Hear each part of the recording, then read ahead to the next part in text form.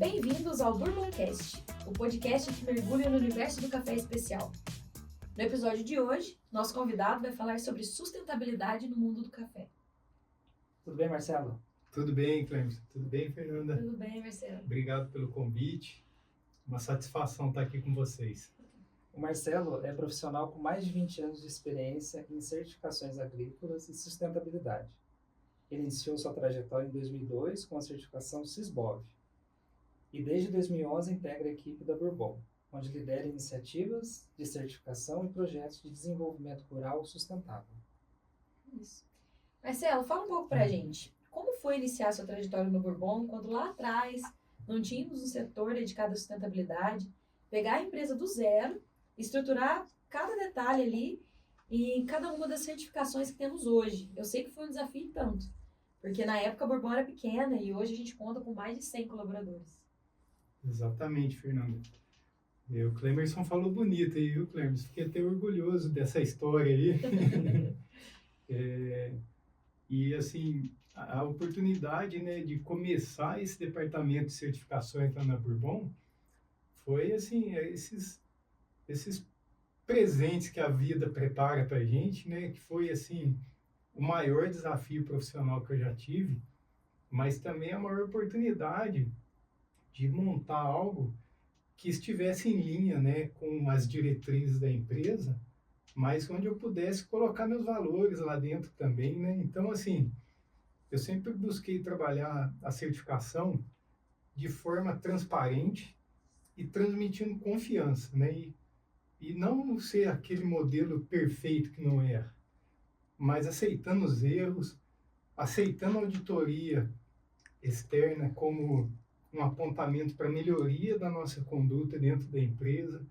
Isso nos permitiu construir um departamento assim sólido que apoia os setores comerciais tanto na compra de café quanto na venda, né? E a cada ano buscando aperfeiçoamento, buscando melhoria, colocando assim a Bourbon como uma referência, né, no mercado de café quando se fala em sustentabilidade. Marcelo, a gente sabe que o mundo vem passando por momentos difíceis, né, em relação ao tempo, clima, né? Com certeza. E o café ele é muito sensível a isso tudo. Sim. Como que o setor de sustentabilidade está se adaptando para enfrentar esses desafios? Sabe, Clemerson, que, assim, né, como você falou, desde 2011, né, eu trabalho na Bourbon. Na verdade, eu comecei o trabalho em 2010. Eu fiz um ano de consultoria para a Bourbon e somente em 2011 que eu fui efetivado, né, no quadro de funcionários da Bourbon. E de lá para cá a gente vem assim vivenciando alguns eventos climáticos, né, cada vez mais severos. E vamos falar assim que a pandemia foi um divisor de águas, sabe? Os primeiros eventos severos de clima que eu observei foi em 2014, um verão muito forte, a temperatura chegou a 40 graus em Poços de Caldas, uma seca durante o mês de janeiro, né? Então isso chamou atenção. De lá para cá vieram geada, vieram seca. Em 2021 teve uma geada assim avassaladora no setor cafeiro, pegou diversas regiões e algumas regiões queimou a fazenda toda, mas não é aquela queimada de planta assim superficial, não, queimou a planta inteira mesmo. E o pessoal teve que replantar os cafezais. Muitos cafezais se converteram para outras culturas como milho, soja, que na ocasião estavam com preços bons, né? Isso aconteceu em 2021, 2022, e aí com a escalada do preço do café, né, o aumento do preço do café em reais, isso fez com que os produtores voltassem a plantar café nessas áreas, porém com um cuidado maior para aquelas áreas sensíveis à geada. Mas especialmente em 2024, né, a gente notou assim uma seca histórica, onde eu acho que assim a pesquisa está tendo uma oportunidade única de testar a resistência, né? Que todo mundo sempre fala assim, né? Que o café é muito resistente. Ele vem de uma região de clima árido, uma região difícil, né? Apesar de ser uma planta de floresta, né? Ele é muito resistente às condições climáticas. Mas esse ano o clima testou a resistência dos cafezais, sabe? E isso startou assim um interesse muito grande no pessoal de querer tomar um outro rumo, né? Assim, o agricultor que tem o seu negócio exposto ao clima, ele está cada vez mais preocupado com as mudanças climáticas, sentindo cada vez mais. Isso reflete no quê? Reflete em queda de produtividade e aumento de custos. Então, veio aí a agricultura regenerativa, que é um conceito já dos anos 80, né? É um conceito que busca, através do cuidado do solo, você promover uma condição de ambiente melhor para a produção agrícola. Isso está acontecendo de forma muito forte nos cafezais também. E dentro do setor cafeeiro, nós podemos dizer assim que a produção de cafés especiais, ele vem puxando, né? Ele está sendo assim um ator fundamental para acelerar esse processo de conversão de um modelo que a gente pode dizer convencional para um modelo mais natural, um modelo que hoje é chamado aí regenerativo. Justamente sobre a agricultura regenerativa que você falou, você deu uma pequena introdução. O que é a agricultura regenerativa, assim, e o que exatamente isso significa e como que ela vai se aplicar ao cultivo do café? Legal, Fernanda. Esse assunto é o que a gente vem mais falando aí no último ano, né? Em 2024, eu acho assim, de 100 palavras que eu falei, regenerativo está entre as principais ali, sabe? E o tema da Semana Internacional do Café, semana passada, foi regenerativo, né?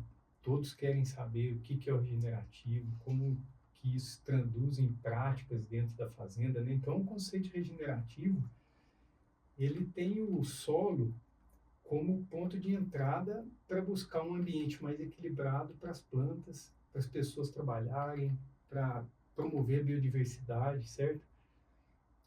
Então, é um conceito antigo da agricultura orgânica que diz assim, né, que um solo saudável, ele produz plantas saudáveis, né, e plantas saudáveis geram produtos saudáveis que alimenta pessoas saudáveis, né? Então, ele vem puxando esse conceito de uma forma holística, né? Então, isso tem a ver, assim, com uma quebra de paradigma, sabe? E justamente essa quebra de paradigma é o maior desafio que nós temos aí na implementação desse novo conceito de agricultura regenerativa, que ele vem buscar conceitos que eram aplicados lá no passado, somados a toda essa tecnologia que nós temos, tecnologia genética, tecnologia química também, regenerativo também usa químico, mas favorece muito o biológico, a inteligência artificial, né, o uso de equipamentos como imagem satélite, como drones e etc. Então, assim, o regenerativo ele vem buscar a tradição, né, e somar aquelas práticas tradicionais para somar com essas novas tecnologias que nós temos hoje. Um pouco de voltar às raízes também. Sim, mas levando toda essa bagagem tecnológica para lá. É como entrar na máquina do futuro, né? Ô Marcelo, e como que você enxerga, assim, falando em benefícios, né? Tanto para o produtor, né? Entrando na agricultura regenerativa e para o meio ambiente. Certo. Vamos lá falar primeiro para o agricultor, Clemson. Assim, como eu falei no início, esse modelo que nós viemos praticando nos anos 90, início dos anos 2000, ele começou meados aí dos anos 80, sabe? E eu venho, né, do agronegócio desde essa época. Eu falo assim que antes, lá, né, eu tô com 50 anos hoje, eu era menino nos anos 80, e eu falo que era roça, sabe? Depois dos anos 90 eu fui para a escola agrícola e eu fui estudar agropecuária. Depois, no início, final aí dos anos 90, eu fiz faculdade, lá já se falava em agronegócio, né? E hoje nós estamos numa nova era do agronegócio, sabe? Um pacote de tecnologia, assim, à disposição do produtor, com informações, mais precisas, com uma capacidade melhor de previsão, né, de tempo, de, de clima. Então, hoje ele tem outros indicadores que ajudam ele na tomada de decisão, certo? Então, por exemplo, um agrônomo, nos anos 90, ele ia numa fazenda e era muito em cima, ele tomava decisão muito em cima do que ele estava vendo. Hoje ele pode consultar informações meteorológicas, imagens de satélite, dados de comércio, de bolsa, de dólar. Então, assim, ele tem monitoramento de pragas, né? Ele tem monitoramento, registro de todas as aplicações que são feitas na fazenda. Então, ele tem uma base muito boa para tomar decisão hoje, né? E também a agricultura regenerativa, ela traz o agricultor de volta para a terra, que é o que ele gosta de fazer, é o que ele sabe fazer. Então, vamos falar assim, o agricultor no modelo convencional, ele praticamente era um comprador de insumos e um vendedor de produto, né? E hoje, a agricultura regenerativa permite ele produzir o fertilizante orgânico com restos culturais dentro da própria fazenda, traz ele para fazer o monitoramento de pragas e doenças, para tomar uma decisão mais assertiva na hora de fazer um controle de pragas. Ele permite o produtor produzir micro-organismos que vão favorecer a fertilidade do solo e trazer maior resistência às plantas dentro da própria propriedade, que é o sistema on-farm. Então, assim, a agricultura regenerativa, eu acho que ele traz o agricultor de volta para o campo. E para o ambiente, então, nem se fala, né? Porque quando a gente promove a vida no solo, para você ter ideia, uma colher de solo fértil, né, vivo, ele tem mais organismos vivos que todo o planeta Terra tem de pessoas, né? Então, imagina quanta vida tem no solo. E quando você promove essa vida, toda a cadeia de vida vem. Então, é um bichinho, é um micro-organismo que alimenta um inseto, que alimenta um pássaro, que alimenta outro animal. Então, essa cadeia vem se desenvolvendo e a biodiversidade, ela se regenera também. E acaba refletindo até no bem-estar do ser humano. Com certeza. Que, no ponto de vista holístico, né, a agricultura regenerativa ela não olha só para a agricultura, ela traz também esse fator ambiental, mas também um aspecto social muito forte, né? Trazer uma condição digna de vida no campo. Para quê? Para a gente poder fixar o agricultor no campo, né? Que sem ele não tem agricultura. Então, as gerações precisam ser renovadas e eu vejo que a agricultura regenerativa ela é um convite para as novas gerações. Verdade.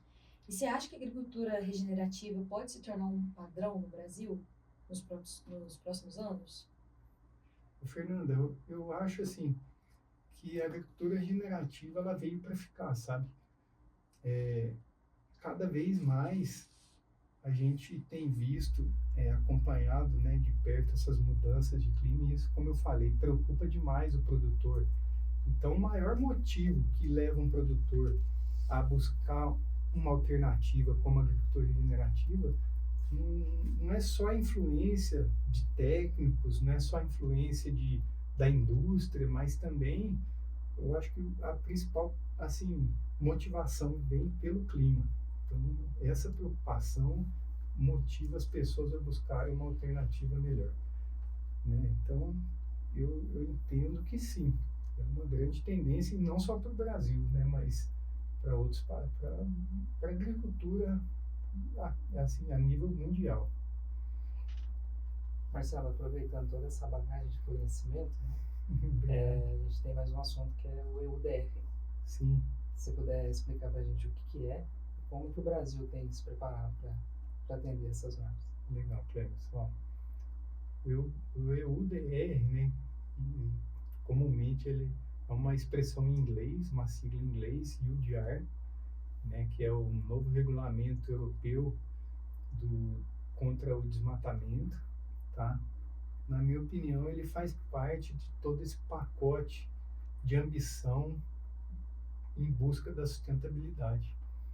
Então, assim, Eu acho que é só o primeiro de muitos regulamentos que vem por aí, restringindo, né, o, o produto que vem do desmatamento, que vem de área desmatada. Olha só o impacto que isso causa no mercado, né? Então, o que é o EUDR, o EUDR?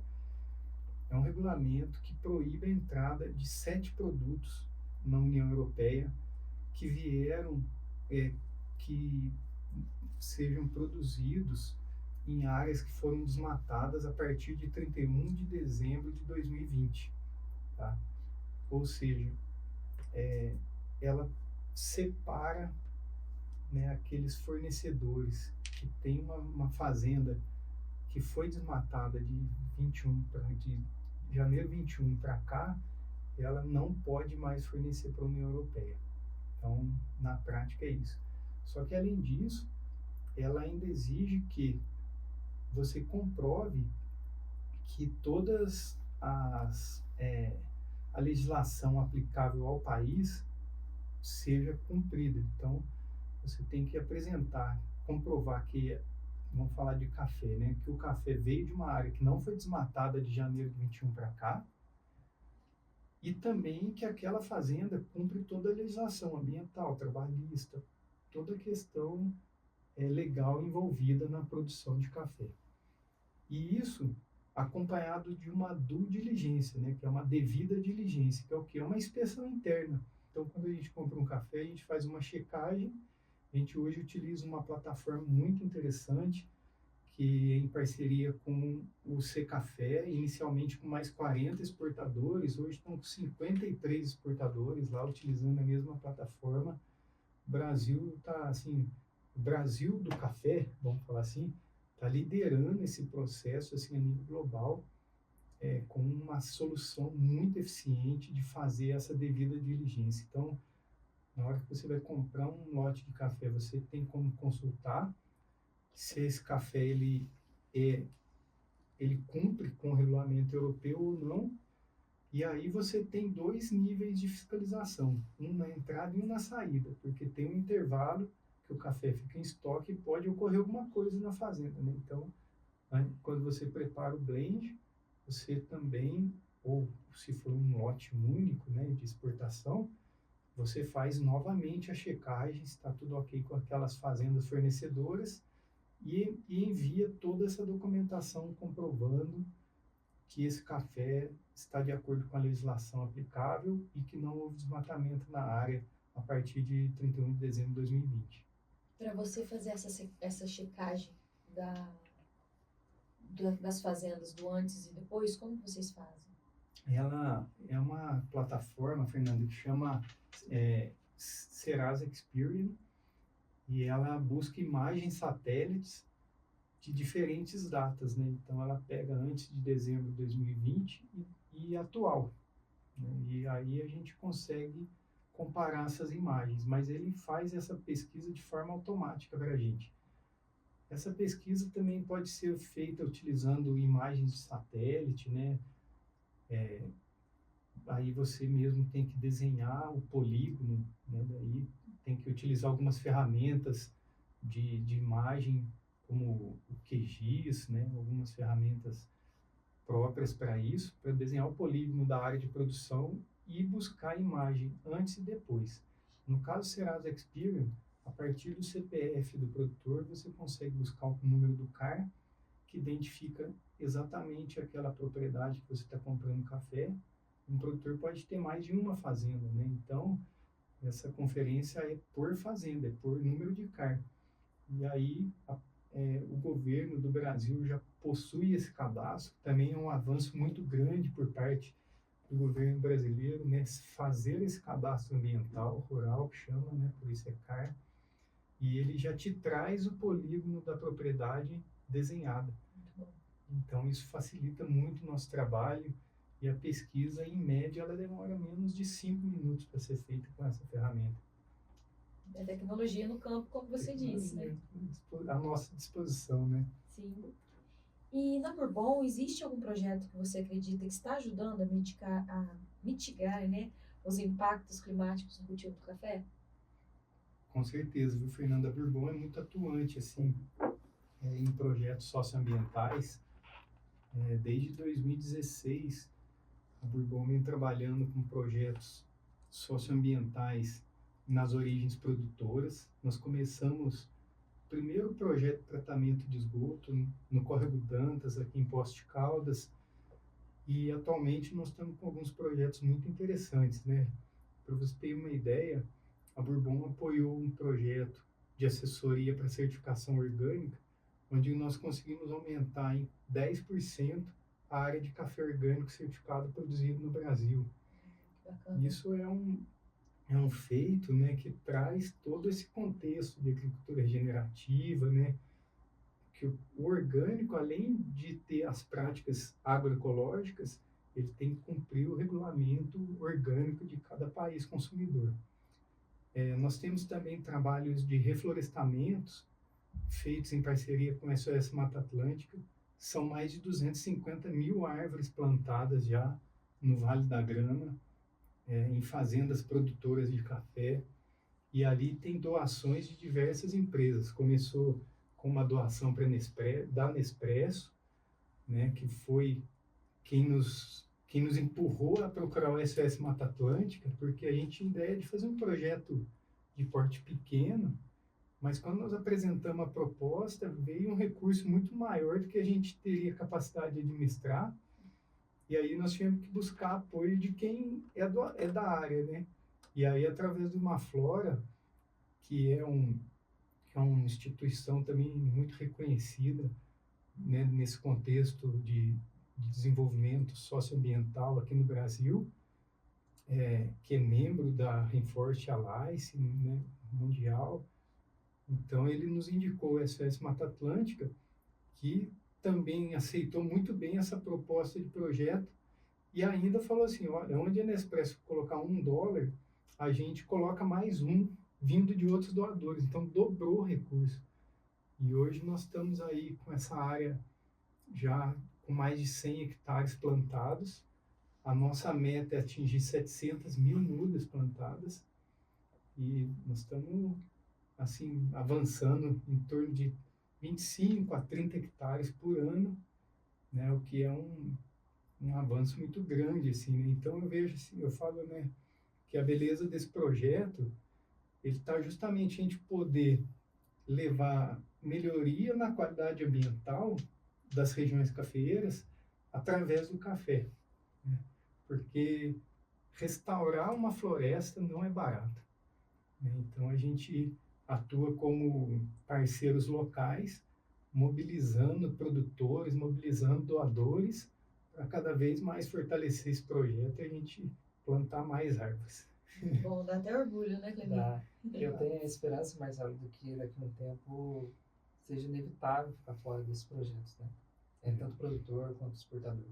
Sim. E aí a gente trazendo, né, para o consumidor, o que você acha que dá para a gente fazer e que atitude a gente pode tomar, né, no dia a dia para fazer parte desse movimento todo, tanto de sustentabilidade como do UDR, né? Vamos lá.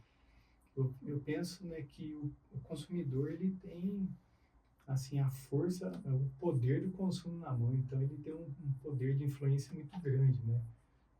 E quando você vai comprar um produto, né, e leva em consideração a forma como aquele produto foi produzido, você influencia toda uma cadeia que é comprometida com aquilo. Então, vou dar um exemplo aqui, que é da minha área, né? Quando você vai comprar um café especial e escolhe por um café certificado, um certificado Rainforest Alliance, um certificado Fair Trade ou um certificado orgânico, cada selo tem o seu apelo ali, né? Então, o Rainforest Alliance ele é muito focado na questão ambiental e social, boas condições de trabalho no campo, né? Mais focado para grandes fazendas.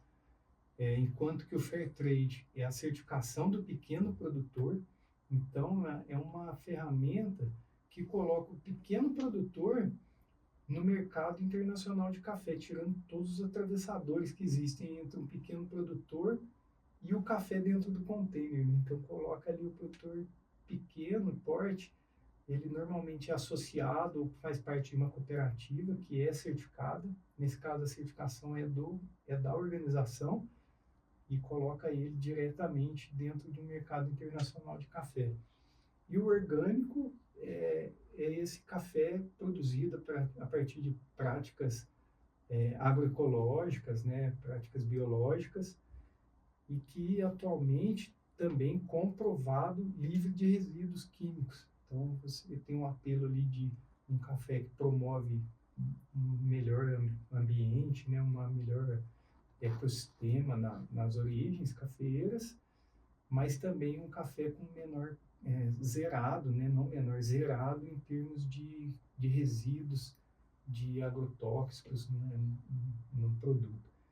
Então, quando você opta por um produto certificado, você está incentivando toda essa cadeia que está comprometida com esse sistema de produção, entende? Então, você é quem mais pode promover aquilo que te interessa. Se você se identifica com um tipo ou outro de certificação, né, ao consumir aquele produto, é a melhor ação que você pode fazer para promover aquele tipo de prática. Legal. Muito bom. E agora, para a gente finalizar, a gente queria falar um pouco mais agora sobre os desafios para implementar essas práticas sustentáveis, essas práticas que você disse, dessas certificações, né, um orgânico, por exemplo, em larga escala, porque é um desafio ainda maior, né, e o que tem motivado os produtores a aderirem a elas. Certo, então vamos lá. Esses produtores maiores, né, no caso. Eu vejo, Fernanda, que o maior desafio está nessa quebra de paradigma, sabe? Porque o produtor, ele está numa condição assim, ele vê o clima mudando, ele vê as condições ficando mais difíceis, ele vê a produtividade caindo, o custo subindo, mas ele está já apoiado num pacote tecnológico que já vem sendo bem sucedido, né, em termos de produtividade, já há algumas décadas, né, e isso veio de outras gerações também. Então, chegou na vez desse produtor, chega uma proposta de implementar algo novo. Então, para mim, o maior desafio é essa quebra de paradigma. E aí, o que acontece? O produtor fala, vamos testar uma prática, coloca uma prática, coloca outra. Mas a gente já tem comprovação aí dos últimos 5 anos que a agricultura regenerativa ela tem sucesso na hora que você abraça o pacote agronômico. Então, você tem que trabalhar 5 fatores, né? Que é o quê? É o trabalhar a fertilização do solo através de compostagem e compostos organominerais, trabalhar o controle de pragas e doenças através do monitoramento constante, contagem mesmo de pragas e de doenças que estão afetando os cafezais, e utilizar principalmente produtos biológicos para o controle. Mas isso só funciona em plantas resistentes. Então, substituir as plantas convencionais por variedades novas resistentes, que também estão apresentando excelente qualidade na xícara. Então, esse é um fator muito importante. Por outro lado, né, promover a cobertura do solo entre uma rua e outra de café. E o ponto que para mim é o mais difícil de ser trabalhado, que é a arborização. Né, que eu falo assim, a arborização é a cena do próximo capítulo. Vamos trabalhar as 4 antes e deixar a arborização para o próximo capítulo. Mas é muito fácil entender o efeito dela. Você pode sair daqui de Poços hoje, ou andar dentro de Poços, visitar uma região ou uma cidade que não tem árvore. Você vai andar na calçada, no sol, sem sombra. Você vai estacionar teu carro, vai ficar lá no sol, você vai entrar nele, está quente.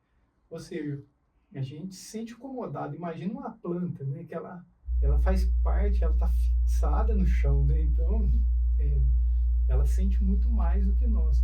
Por outro lado, você vai numa cidade arborizada, você para o carro na sombra, você está na calçada, tem hora que tem sombra, tem hora que tem sol, você para dar uma descansada na sombra, então o ambiente é muito mais agradável com árvore, né? Sim. Então eu falo assim, A agricultura regenerativa, ela funciona com esse pacote fechado. E aí sim você consegue atingir um nível crescente de produtividade, né, com um custo mais equilibrado, uma melhor condição de trabalho, né, com uma menor carga de agroquímicos, né, com uma menor intensificação também, né, uma agricultura não tão intensificada. Então, para mim, esse é o maior desafio, seja por uma pequena propriedade ou por uma grande. E nós temos um outro fator, né, que é a topografia. Então, em topografias planas, a gente consegue a mecanização que favorece muito as práticas regenerativas, né, a aplicação mesmo dessas práticas com relação à montanha. E eu acredito assim que assim, o fator mais importante mesmo é a pesquisa conseguir avançar mais para poder trazer dados técnicos que encorajem os produtores a abraçar esse pacote agronômico. Então, hoje nós temos uma proposta de um pacote agronômico com pouco tempo de teste na pesquisa. E a pesquisa de café leva anos, você colhe uma vez no ano. A colheita, uma safra nunca é igual a outra, então você tem que ter uma repetição de no mínimo 4 anos para chegar em um marco, né? Então, eu acho que esse é um outro fator que vai chegar para agregar também. E aí, todo o maquinário que nós temos hoje na agricultura, ele é voltado para essa tecnologia que nós praticamos há 2 décadas, 3 décadas. Então, todo o maquinário que nós temos hoje, ele precisa ser adaptado às práticas regenerativas também, para facilitar ali e melhorar a sua implementação no campo. Muito bom. Muito bom, Fernando. O conhecimento transforma. Sim. Já aprendemos muita coisa hoje, né? Muito bom. Eu também aprendo muito com vocês todo dia. Mas a gente gostaria de te agradecer pela presença, por ter aceitado o convite. Né? Certo. Sim. E começar a trazer esse pensamento da sustentabilidade também para o nosso dia a dia. É legal a gente ver que tem todo um movimento da cadeia produtiva para conseguir adotar práticas mais sustentáveis, mas eu acho que uma coisa para a gente pensar também é como a gente pode adotar algumas práticas, né? Como você disse mesmo, procurar os cafés que tenham selos, né? A gente já consegue incentivar todo esse movimento. Né? Isso aí. Muito bom. Muito obrigada. Obrigado a vocês. Para quem nos ouviu, eu também convido a seguir a gente nas redes sociais, que é Bourbon Coffees, e também acessar o nosso site, bourboncoffees.com. Obrigada e até a próxima. Até a próxima, gente.